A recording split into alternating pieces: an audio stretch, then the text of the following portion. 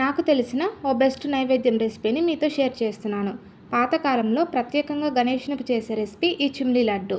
ఇది చాలా tasty and healthy recipe.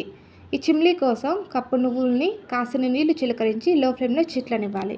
చిట్లిన నువ్వుల్లోంచి 2 చెంచాల నువ్వుల్ని పక్కన పెట్టి మిగతావి మిక్సీ జార్లో వేసుకోవాలి. 1/4 కప్పు బెల్లం తురుము, 3 యాలకులు వేసి నువ్వులు వేడి మీద ఉన్నప్పుడే మెత్తగా గ్రైండ్ చేసుకోవాలి. ఇప్పుడు పక్కన పెట్టిన నువ్వుని కూడా చల్లి చేతికి నెయ్యి రాసి గట్టిగా ప్రెస్ చేస్తూ లడ్డూ చుట్టుకోవాలి.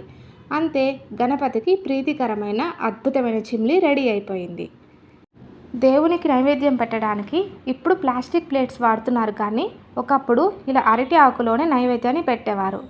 ఎన్నో హెల్త్ బెనిఫిట్స్ ఉన్న ఈ చిమ్లీ లడ్డూని మీరు కూడా ట్రై చేసి ఎలా వచ్చిందో పిక్స్ తీసి నాకు ఇన్స్టాగ్రామ్లో పోస్ట్ చేయండి.